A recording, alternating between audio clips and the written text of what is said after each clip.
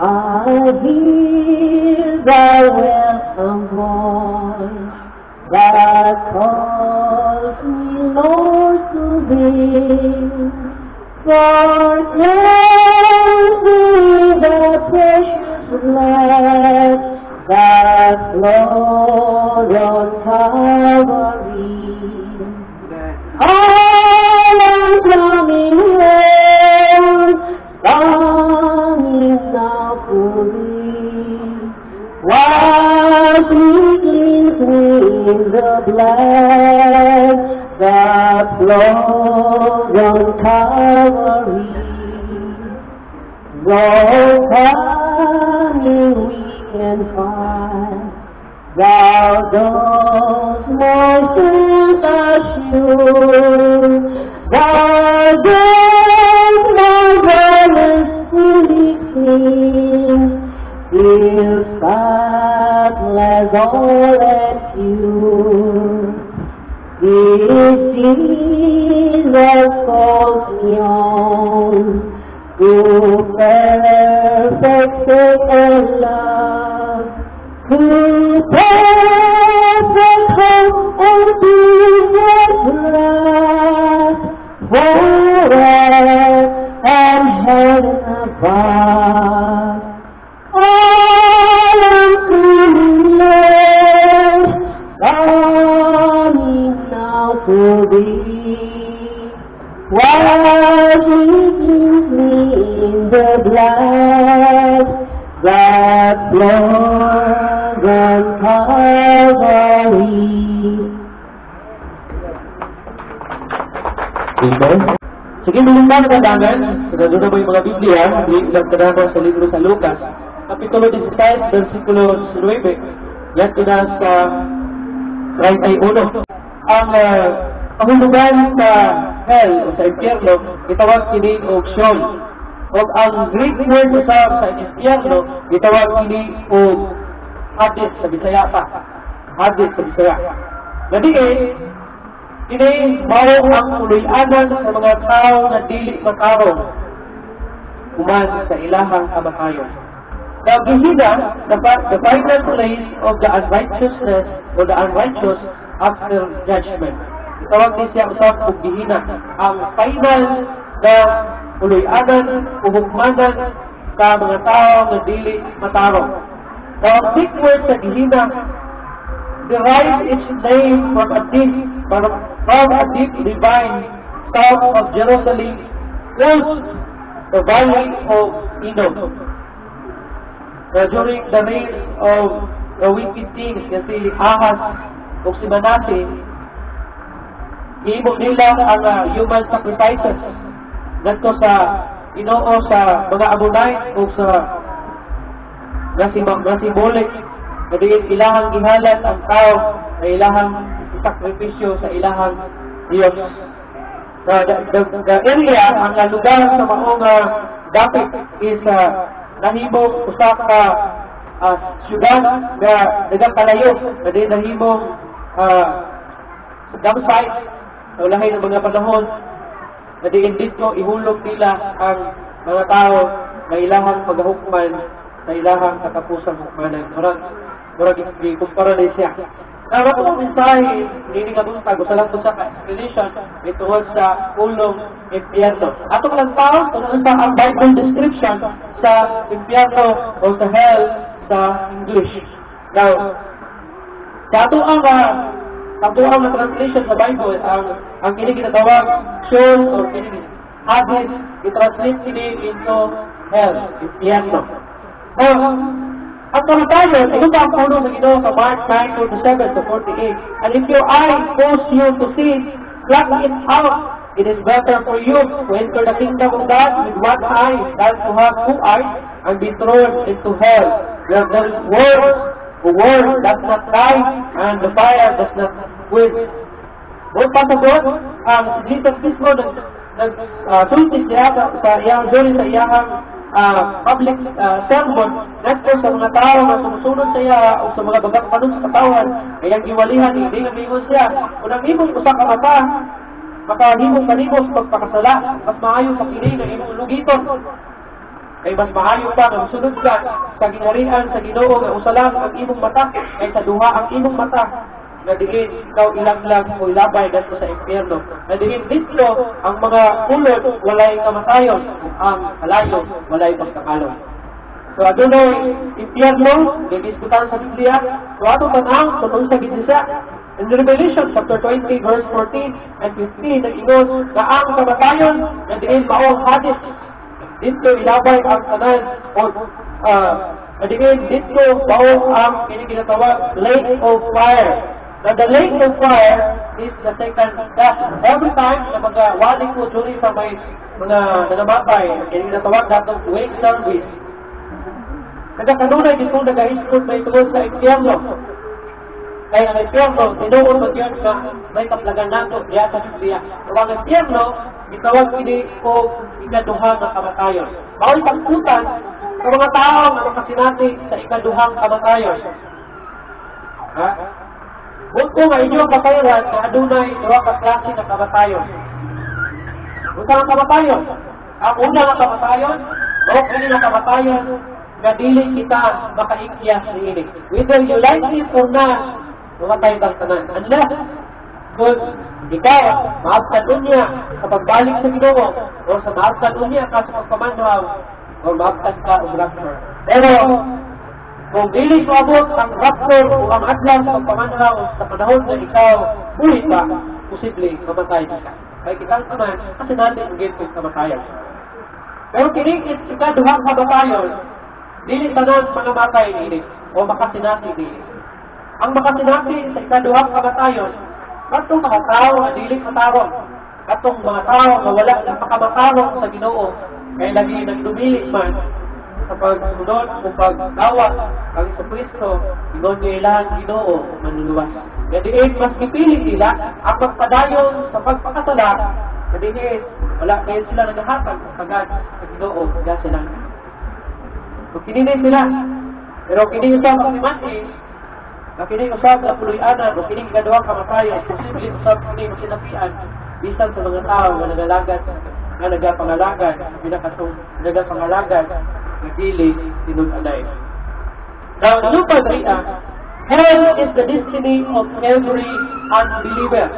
Sa daw, ang impyerno o ang impyerno may destination sa matag usa na dili tumutuo o dili magtutuo. Ito ba din sila? Mga tao na wala nagatuo o Ginoo. O mga tao na wala ngayon naghahatag o pagtagad sa Ginoo diya sa ilahang kinabuhi. So, muli ang pulianan. Sabi ninyo, ang impyerno giunta, wala man sa nagiandam para sa imuha o para sa tao. Ang impyerno, hinimong kini sa Ginoo para sa Satanas. Ang pinaka-purpose na nang i-create niya ang hell, ang impyerno, is para dito diyan iutang si Satanas. Isa man din si Satanas, si Lucifer, ang isa sa mga pangulo sa mga anghel dito sa langit. Nandiin, rebuilding sa Ginoo, isukol sa Ginoo, o ginungdan, nagilaklan sa Ginoo, dahil sa iyang mga alipore, hindi sa kalibutan, nandiin, baway ginungdan, nabuk na ang impyerno, nandiin, baway ilahan, final, na pinuyanan. Wala, ang impyerno, para lang yun din sa mga dili tumutuo, sa mga tao na dili tumutuo sa Ginoo. Nandiin, bisan tuod na kini parang sa Satanas, pero sa Satanas dili man sa gusto na mag-inusara siya dito sa impyerno. Buot man ka diya ang kuyukod o ang mga tao, buot ka ng mga tao, o nandaghan ng mga tao at ko sa impyerno. In fact, karong mga panahon na, kung karon ang adlaw sa paghukom, majority sa mga tao sa ibong kalibutan, impyerno ang destinasyon. Kaya kung naghana sa ibong kalibutan, ang mga tao na wapag yun naabot sa pulong sa Ginoo. Especially in China, kini mga Muslim country. In China, nasa sila billion ang ilahang population dito. Balo na tayo ang China sa communist country. Mga Muslim country, doon na yung mga tawag nato ng mga missionary dito. Pero, sarado diyaso ang mga kanasuran, especially kini mga naa sa Middle East, mga country. May tungkol sa pulo sa Ginoo. Sarado sila ani, inundan nga. Kung dito dyan, kung abot ang pulo sa Ginoo sa ilaha, kung kana pala sila daan, Porque daghan ang population. Muslim and Chinese, tibuok kalibutan, except lang itong mga Chinese at Muslim na nas Pilipinas o sa uban ng mga open country na na-convert into Christianity, kanan sa ilaha the rest, di na tumutuo sa Ginoo. Lahi ang ilang Ginoo. O muna na nakanan, dili yun siya mag-inusara dito sa impyerno. And in the place of unspeakable agony. Darong ay ang puno sa Ginoo. Kung mayroon tang unspeakable agony, anong grabe nga kasakit. Ha? Grabe nga kasakit. Mayroon ba ang puno sa Ginoo? Basahin natin sa Bisaya. Revelation 14:10-11. Kanina, Ginoo.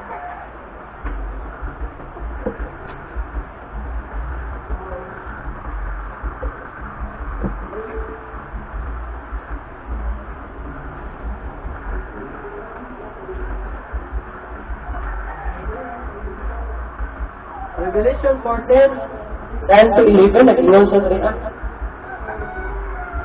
Painlang sa bino sa kasuko sa Diyos, na ibukbok na walay sagol diha sa kupa sa kapungog sa Diyos.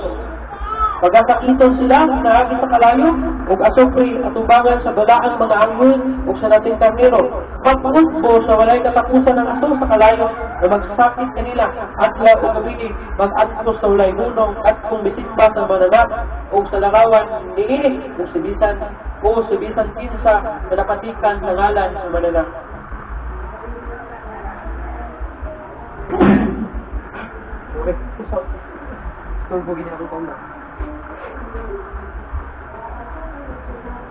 So dito sa impyerno, maupunay ang dapit sa mga kasakit.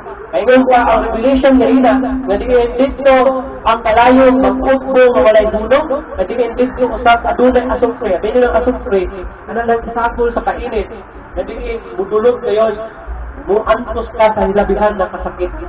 So wala ang kuloy-anan nga, ang tao wala nila usahay di nabitaw di tagaan o pagpakabanan.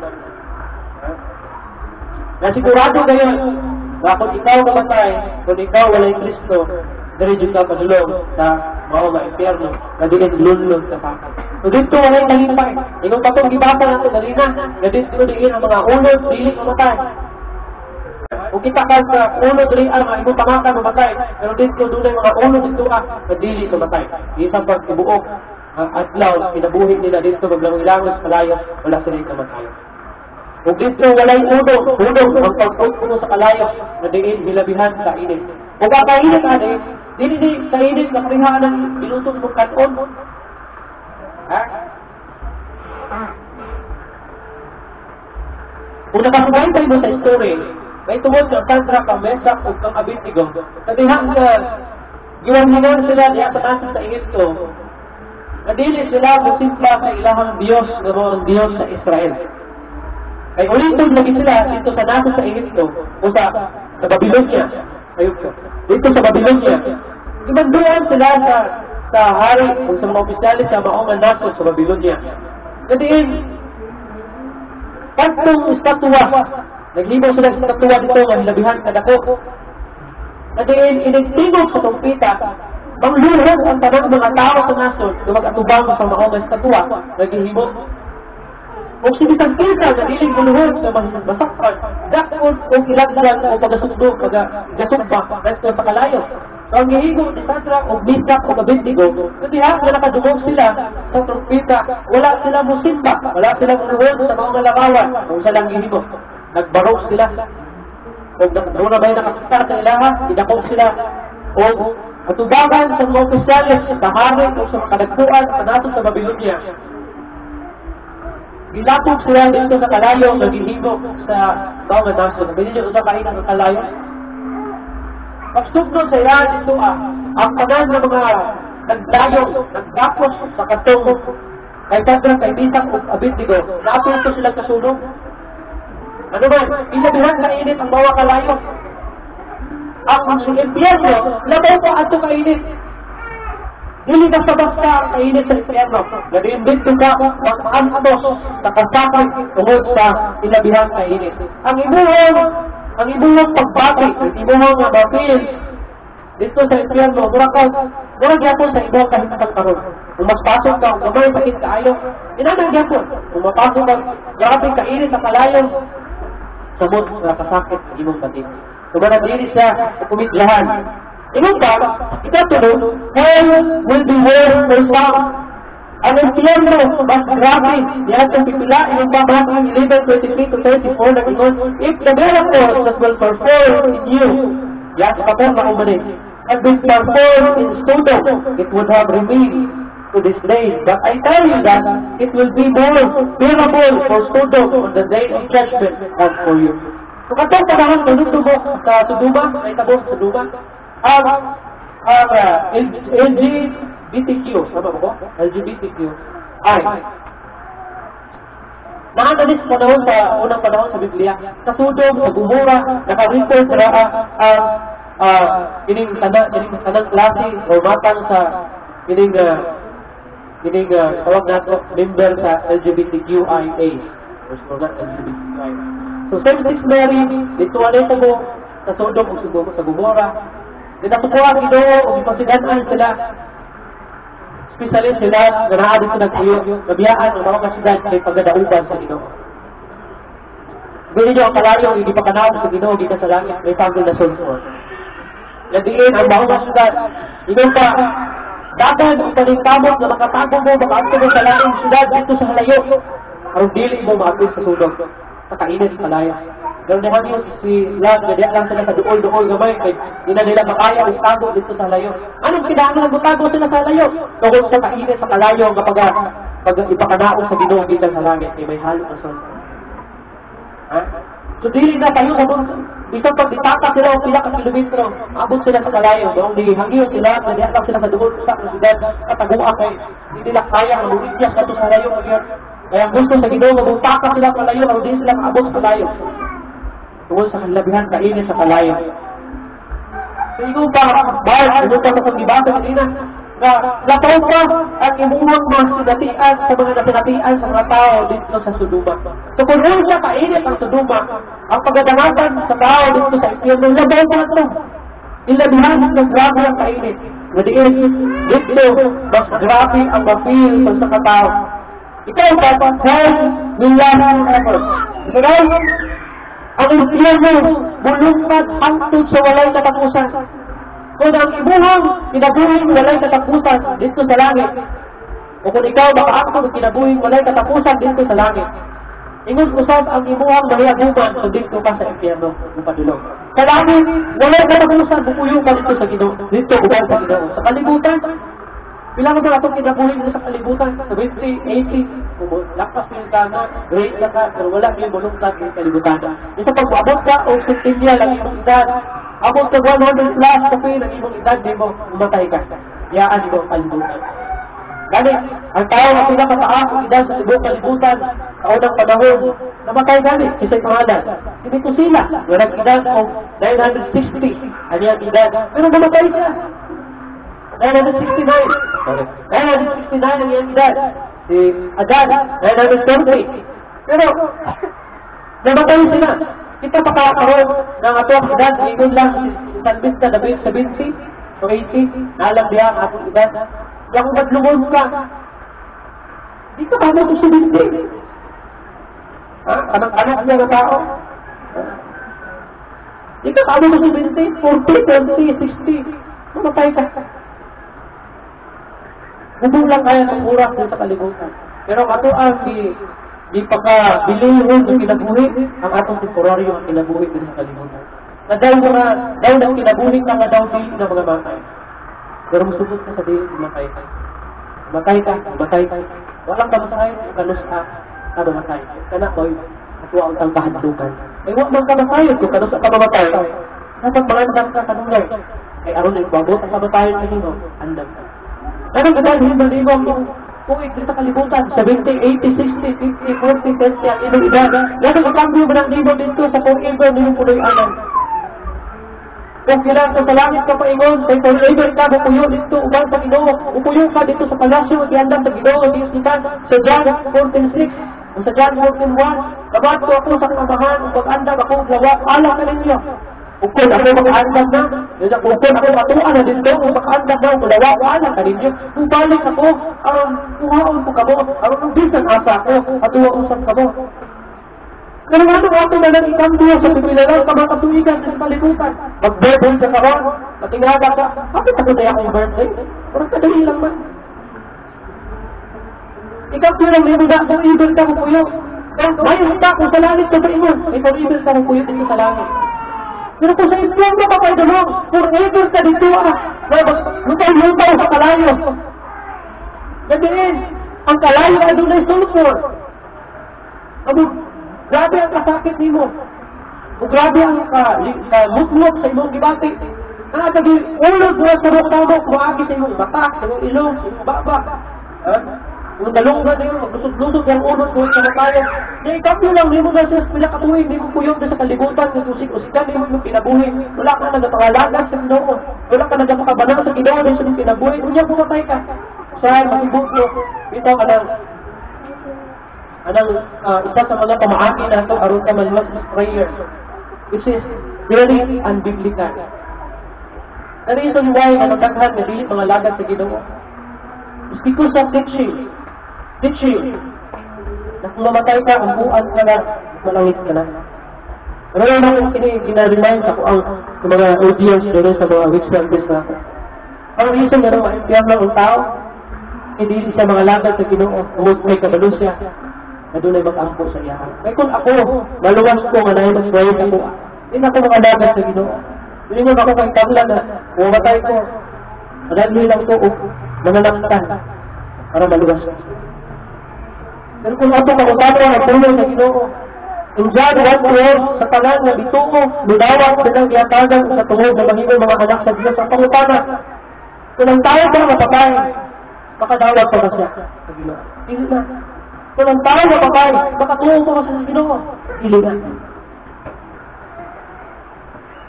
Ingat ang Yohanan 9:27, ang tao mamatay makausap o human ni anak judgment, pagbukom. Ang dito nyo naman tayo magpagalit at magpakasala.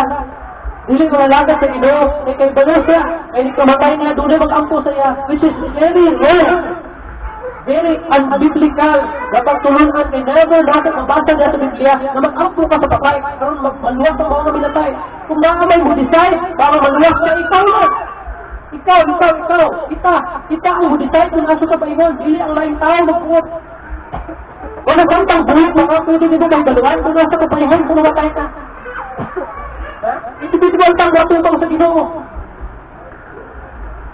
Dahil masubo ko kay ang mentality sa tao, ang unahundan sa tao, subok kalibutan langit ang iyang kadungan. Kutambong ka, kutbang, inyo nga dali ako kadagan ako maka-observe. Bisan sa social media, makabasa ka sa mga balita, makakita ka sa mga makasaksi ka. May mga tao na ilang conclusion sa namatay nila na binawas, kinabuhi langit ang kadungan. Bisan dautan tayo. Ang conclusion, makakita ka dito sa langit. Wala din ingon nga, makita ka dito sa impyerno. Wala din ingon nga, una-una lang dito sa impyerno. Ang desisyon sa mga tao, ang ilang nagulat langit ang padulungan sa ilang namatay. Pero kung imo yung tao na pinabuhi, wala man, nagpinabuhi mo na kalangit. Gusto tao langit, pero ang atong mga binuhadan, padulungan sa impyerno. Dunay impyerno. Walang dili.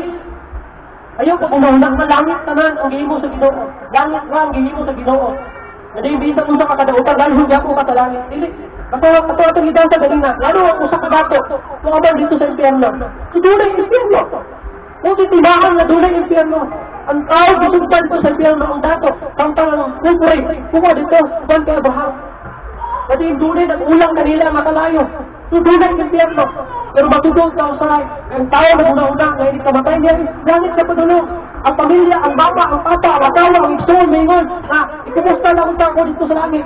Kaya mayingon pa ka sa atuang, kada bitang, may namatay, mayingon pa ka nga, mayingon pa siguro ka nga, imo ang minahal, kinaboy, na namatay nga, bantay yung niya mo. Ang bantay? Kung kalitong pakita, for example, si Rhea, mayingon pa, bantay mo yung niya ma. Kaya kung kalitong pakita siya sa hilang Rhea, hindi pa kung dagan ka. Nagkabi ito yun, kadlawang kita. Di ka, halimbawa kung nandito, susay! Ato ang wish na to is, ngayon sa Biblikano mo ito pagtulungan. Kung makaroon tao, diretso sa hukman. Wala kayo dagatang seremonyas nga, dari pa siya magpuyo, kalibutan, doon na ba yung sa kagapit, na din dito sa ibutan sa Ginoo, para ampuan siya, para malangit siya. Ibalik tayo na ito. Kung ako magpuot sa kinabuhi ninyo, kumingan ko nga, nagkako siya rin sa may, ngayon ko, impyerno ka rin sa may, ako magbuot, subot ka. O di ka, subot yun. Pero walang pag mingon ka, nanay na matay, ang desisyon sa pamilya, mingon man siya nga, ampuan, di para malangit. Ang sa pa mingon tayo, subot siya nga, ampuan siya para malangit. Nakapuan ko para ma-impyerno. Ito sa kabalibot, patay naman siya. Subot pa sabot, kung naman magbuot sa tuwa, kita ang magbuot, kung asa ka pa ingon, ili ang lahing tao. Ngayon pa dali the rich man and ang tao na atuwa sa impyerno, he was fully conscious. So, wala ako yung kanina. Kung ikaw ba ito sa impyerno, conscious ka, may pakiramdam ka sa Tagalog ka. Kung isang ibong ibatik ka ron, kung kusyon ka, matakitan ka, kung nagmalan ka, matakitan ka, dito sa impyerno, inana pa din mo pagbatik, conscious ka dito May pakiramdam ka dito sa impyerno.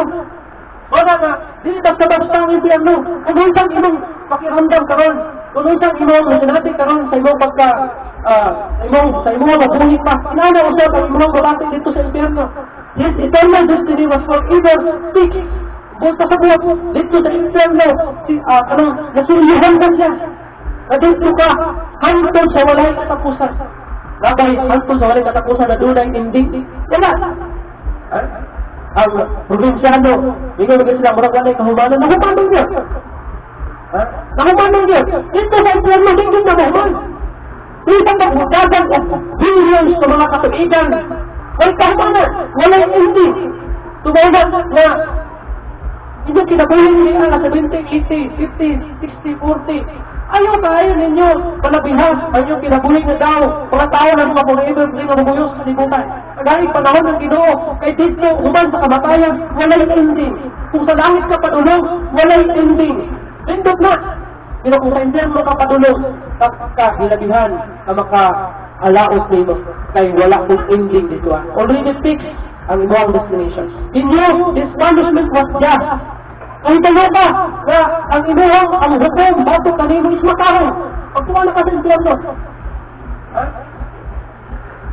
Ang tao nga na sa impyerno na italo siya na ang punishment na ginimo siya is just. Naman, hindi mo ganyan siya nga. Sultihin mo ako mga igsoon nito. Ang hinong sugin din sila.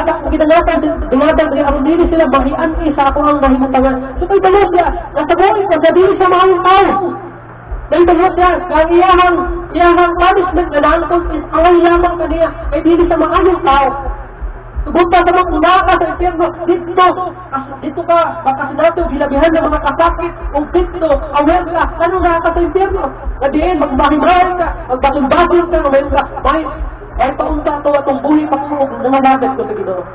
Kung baga conscious ka dito may conscious ka dito sa kalayas, kahit dahito na kang silutan ka. Another one, he pleaded for someone to warn his loved ones about hell. Atong gigan kanina. Iyahang gihangyo si Abraham na ipadala dito si Lazaro sa kalibutan. Kaya naapa sa mga igsoon ito nga lima uban sa iyahang amahan. Kay buot niya, mabakayon itong iyahang naman ang mga igsoon sa iyahang nasinatian, sa iyahang naimutangan, unaasa sa impyerno.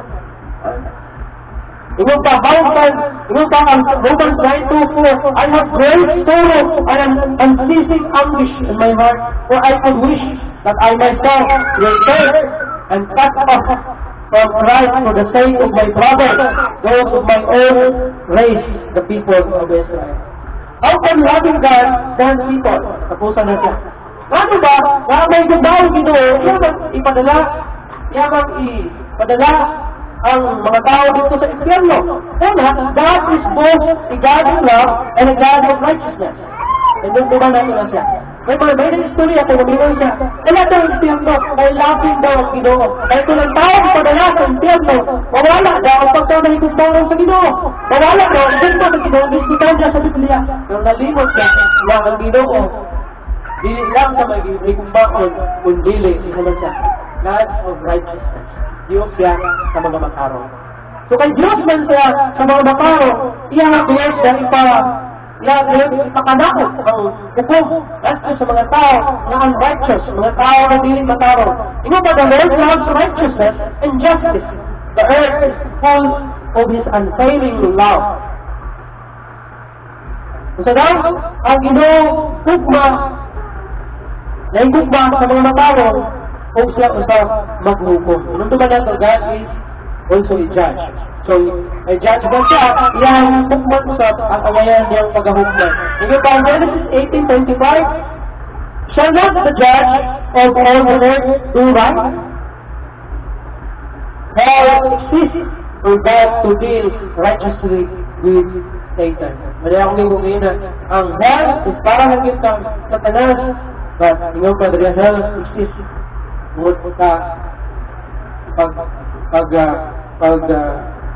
tungkol sa katuyuan, tungkol sa pagka-unrighteous ni Satanas, o para mapahamtang niya ang pagkamataro. Ikaw pa ako sa Ginoo, Matthew 25:41, depart from me, you who are cursed, into the eternal fire prepared for the evil and his demons. Naging ka ang hell, sa mga demonyo. Manaingon niya, si Jesus Christ, ito sa dayawaan, depart from me, palayo sa nako, ikaw na tinumlo, na din ikaw, yatampong ganito sa kalayo, mag-iandang kang Satanas o sa mga demonyo. Revelation 10:20-10, and the devil who deceived them, was thrown into the lake of burning sulfur, where the beast and false prophet have been thrown. They will be tormented day and night forever and ever. Ano ba? Kung sa daw ang impyerno, usa kalayo, na diin ang dunay sulfur, na diin dito ang beast, ang mananak, ug ang bakakong probita, na diin ilabog dito, uban sa Satanas, diin mag-angko sila dito, adlaw o gabi, angko sa kahaturan. So day and night, forever, angko sa kahaturan. So walang ending, sa kanang ikaingon ganina, walang ending dito sa impyerno. God doesn't want anyone to go to hell. Ang Ginoo din niya gusto ng tao mato sa impyerno. Yung gusto ang Ginoo ikaw mato sa impyerno. That's why baluba mo ang the reason why kanang dili pagbalik sa Ginoo. Wala pa ta nang himugso, nung lula siguro wala pa nang himugso. Nana nang wali nga ginaingon sa hapit ng balik. Bata pa lang ko, kaduog na ko, mga magwawali nga ningon. Handa mo, kay hapit na mabalik ang Ginoo, pero nabasto na lang ko, naggulang na lang ko. Wala niya ko balik sa Ginoo. Ano mo anong delay ang mabalik sa Ginoo? Ibuot sa Ginoo. Ingon mo yan, iwali ang maraming balita, lastos tibo kalibutan. Karon ang tao, kay kung ang tao makaduog na, kung ang tao makaduog na sa maraming balita, balik. Ano ba mo anong inala ang pronouncement sa Ginoo? Ibuot sa Ginoo, masayon ang subuok na Ginoo. At least, hilig na niya sa lahat na nung maipiyerno ang tao ay gisultihan naman sa mga ibalik.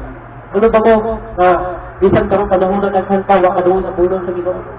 Naghanpa, sa Asia palanggaan, na ay China, na ay Thailand, na ay Vietnam, na ay tinigil-tawag Indonesia, na ay Malaysia, na ay Brunei, na ay Myanmar, na sarado para sa pulong sa Ginoo. At tuka sa Middle East, Iran, Iraq, Saudi Arabia, Lebanon, ugban pa ng mga Muslim country, ugban pa mga nasod sa kalibutan, daghan ng mga nasod na sarado sila para sa pulong sa Ginoo. Sarado sila para i-adapt nila ang Christianity. So saan magbalik sa Ginoo? Anong inanan? Pero kaya ginubot niya na tanan lahat pumunta sa langit. Kitang tanan lahat sa langit. When the Lord is patient, and 2 Peter 3:9, the Lord is patient with you, not wanting anyone to perish, but everyone to come to repentance. Dili sa gusto ang kanang malaglag para matagusta, mag-ginunsol sa ilang nasala. And it is 3:11 that He will say today, as surely as I live, declares the sovereign Lord, I take the pleasure in the death of the wicked, but rather that they turn from their eyes and live. Turn from your evil ways, while you die, O house of Israel. Kung si Ginoo na mubalik ka, mutalikot ka sa ato mga nautan na mga buha, mubalik sa Ginoo. Inanak ka pasensyoso ang Ginoo. Ha? Nabisang kung sa mo kadautan, ang Ginoo is waiting. Nagahulat ka, na ikaw mutalikot sa imong sala. Mubalik sa iya. Inanak ka, mapaiusano sa ang Ginoo. Inanak niya ka, anang mapasensyoso na Ginoo. Bisang kung sa ka, autan ang tao, kahulat niya kung saan mabalik sa Ginoo. Maghinusoy, ubiyak sa iyang mga sala. May buot ng Ginoo na maluwas ka. Buot sa Ginoo, maluwas ng tahanan. In John 3:16, for God so loved the world that He gave His one and only Son, that whoever believes in Him shall not perish, but have eternal life. Inanak ka dako ang gugma sa Ginoo. Ang labihan nimo kataupan, pero ang Ginoo dako ang imong gugma o dako ang iyang gugma kanimo, nagaw pa sa imong pagkadautan. Ay tungod niya na, ipadala niya ang buktong anak, si Jesus Christ, karon iyang ipapakita siya na nagugma sa ito anak. Alam doon na kayo panahon. Ako naging kainuan, ayaw sa lahat bukak sa kabana ang imong tubig dari sa kalimutan, ang imong pagpuyo sa kalimutan. Ay kining ka na, yaan natin yung tanan. Kung sa paano mo naabot sa kinabuhi ni kalimutan, yaan natin tanan. Pain, apiola, achievements nimo, malay, kwarta, mga kaibigan, mga higala, yaan naman ang tanan. Ito, matubang sa Ginoo individual. Imong asawa, imong bana, imong barkada, dili na makapanalipod sa imo dito sa langit. Ikaw, manubang sa Ginoo. Ha? Dili ka magkinahanglan witness nito Amay mong kanakto ko witness na nagpangalaga ko sa Ginoo, ipakawas si Helen, si Arlen, ikatubang dito sa langit, nanay, ina nga. Katubang sa akong witness, kaya sila kong witness na ako, nagsimba ko sa Ginoo. Dili na ang Ginoo. Hindi mo pwede ilago ang Ginoo. Ilagubang ko sa Ginoo, wala kang lain na sampit. Ang bagong di mo, kung sa pangutana sa Ginoo. Pakutan ko sa Ginoo. Yun sa di mo, ang pinapuwi, kung naapaka sa kalimutan. Kung sa kahaan, yung tubar. Meron ka. Lingi ka ba? Kaya dili man na wala mga sa korte sa kalibutan. Subangan ka sa Ginoo. Kaya duha pakutan ko sa Ginoo. Kung sa'yo rason sa ako mangyarihan. Kung sa man ibang ito ba? Ako yung witness, nagasimba mang uloy. Gamit ko simba sa Ginoo, ilang ko sa akin. Ang dapat na kong touch, kung naisubra, hindi na hinala. Yung maglingit ka, ngayon ang Ginoo nga, sige daw, magkao naman, para matubaan mo. Na magmana ka na. Kaya sa katulilin, taksi na sa kuha. Wala na yung daan dito ang senaryo sa kalibutan.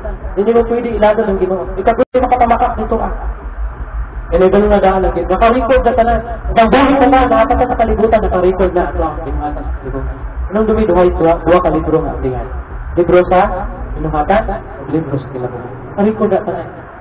Wala nga. Pakunta na lang sa Ginoo sa imo, may mga. Yun sa Ginoo ang kinabuhi. At ang buhay pa ka. Ika duha ko sa rason, sa nagsudlot pa ka. Ako nangyarihan.